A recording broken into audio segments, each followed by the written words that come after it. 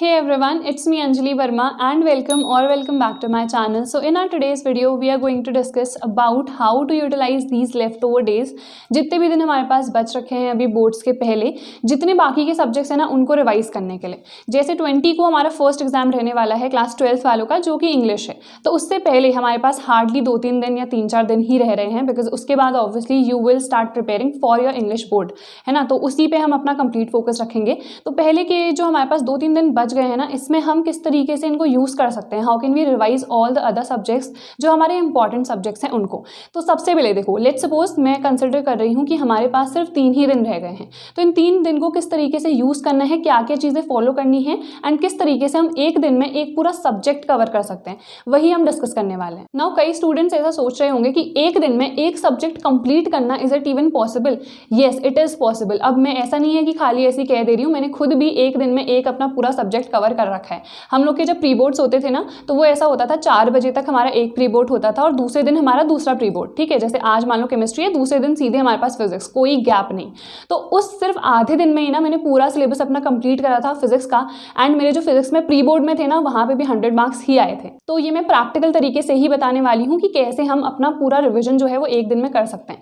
सो सबसे पहले ना, जैसे मैंने डिसाइड कर लिया कि मुझे क्या करना है, आज फिजिक्स का रिविजन करना है, तो हमें रिविजन टाइम पे ना हर एक लाइन एनसीईआरटी की रीड नहीं करनी होती है। We have to study from the notes, because कम टाइम है तो हर एक चीज़ तो कवर हो नहीं पाएगी। अगर मान लो मैंने एनसीईआरटी उठा ली, सिर्फ 4-5 चैप्टर ही हो पाएंगे, बाकी तो फिर मैं देख भी नहीं पाऊंगी। तो इसीलिए जितने हमारे पास नोट्स हैं, अब नोट्स सारे स्टूडेंट्स ने मेरे हिसाब से बनाए होंगे, तो उन नोट्स से अपना रिविजन करना। इन केस किसी स्टूडेंट ने नोट्स नहीं बनाए थे, पहले ही पढ़ लिया था, तो मैंने अपने सारे नोट्स प्रोवाइड कर रखे हैं फ्री में। लिंक डिस्क्रिप्शन में मिल जाएगी, एक बार डिस्क्रिप्शन डेफिनेटली चेकआउट कर लेना, सारी वीडियोस वहाँ पे मिल जाएंगी।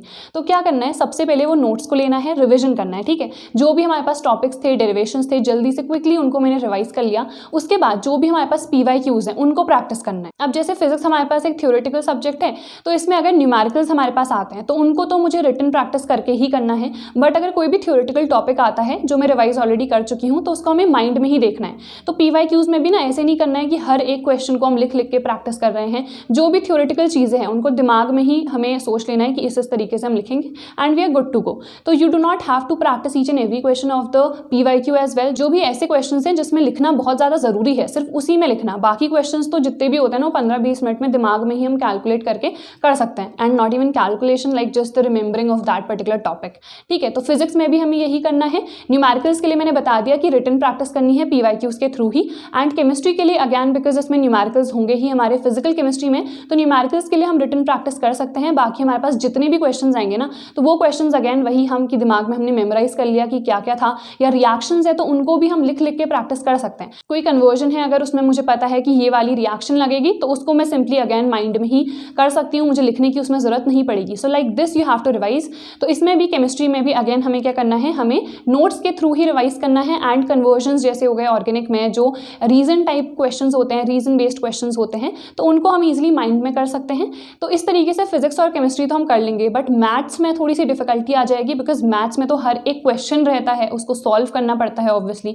तो इसके लिए ना, या तो एनसीईआरटी के जितने इंपॉर्टेंट क्वेश्चंस होते हैं, अगर एक बार एनसीईआरटी प्रैक्टिस करी है तो कुछ डिफिकल्ट जो लगते हैं उनको ऑब्वियसली मार्क करा होगा, तो सिर्फ उस टाइप के क्वेश्चंस को ही प्रैक्टिस करना। मतलब एक बार हमने क्विकली देख लिया कि जैसे रिलेशन फंक्शन है, इनवर्स ट्रिग्नोमेट्री है, मैट्रिसेस है, क्या क्या फॉर्मुलाज थे, फॉर्मुलाज सबके रिवाइज कर लिए, एंड देन क्वेश्चंस कुछ प्रैक्टिस कर लिए, तो बहुत ईजिली कवर अप हो जाएगा। एंड देन सीधे पीवाईक्यूज कर लिए। तो इस तरीके से ना जो सिलेबस है वो बहुत ईजिली रिवाइज कर सकते हो। इवन एक दिन में you can easily complete one particular subject.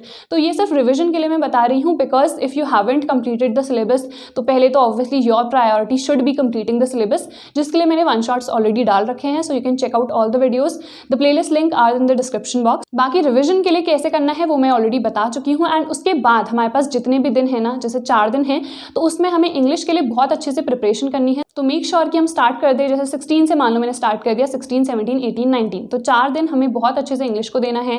जो भी समरीज वगैरह है उनको बहुत अच्छे से पढ़ना है। इंग्लिश के लिए एक डिटेल स्ट्रैटेजी मैं जल्द ही लाने वाली हूँ, so do watch that video out as well. And if you feel that the videos, the one shots are helpful, so definitely students के साथ शेयर कर लेना, बिकॉज कई स्टूडेंट्स ने अभी तक नहीं पढ़ रखा है, तो उनके लिए वो वन शॉट्स बहुत हेल्पफुल रहेंगे। So that is it for our today's video. I hope this video help you. Do not forget to like, share and subscribe to my channel. And in case कोई भी अगर problem है, you can definitely leave it in the comment section below. I'll try my best to reply as soon as possible. So I'll see you guys in the next video. Till then, take care.